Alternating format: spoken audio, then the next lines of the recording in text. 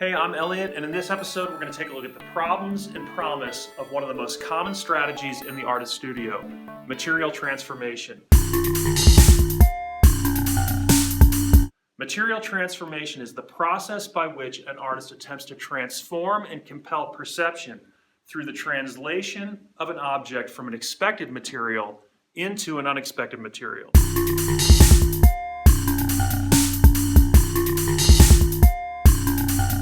Why is this a common strategy in contemporary art? And what is the artist attempting to achieve?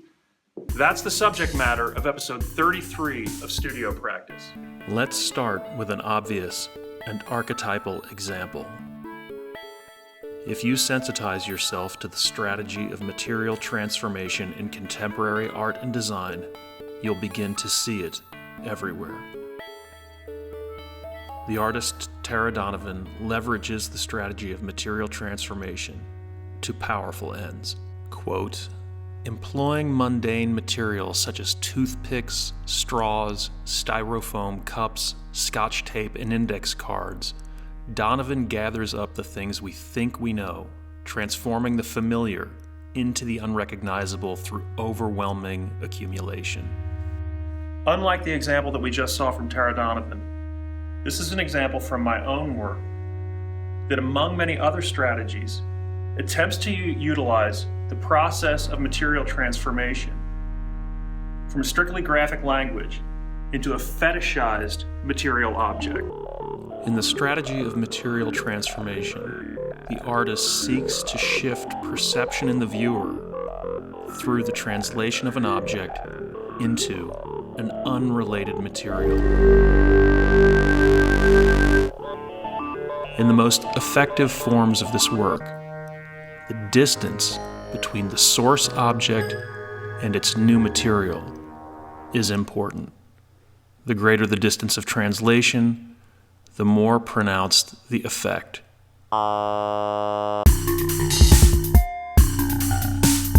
Translation is the process whereby the cultural meaning, style, and information of a piece in one language is reproduced in another language.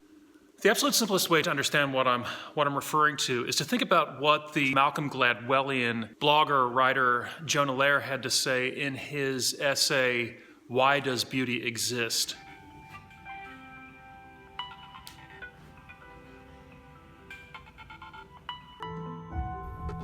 The controversial, stigmatized Jonah Lehrer, in his Gladwellian Why Does Beauty Exist?, suggests that the beautiful creates in the mind of the viewer a, quote, particularly potent and intense form of curiosity, a learning signal urging us to keep paying attention, an emotional reminder that there's something here worth figuring out. Lehrer draws on George Lowenstein's research and suggests, according to Lowenstein, curiosity is rather simple. It comes when we feel a gap between what we know and what we want to know. This gap has emotional consequences. It feels like a mental itch. We seek out new knowledge because that's how we scratch the itch. Like curiosity, beauty is a motivational force, an emotional reaction, not to the perfect or the complete, but to the imperfect and incomplete. We know just enough to know that we want to know more. There is something here, we just don't know what. That's why we call it beautiful. Jonah Lehrer, from Why Does Beauty Exist?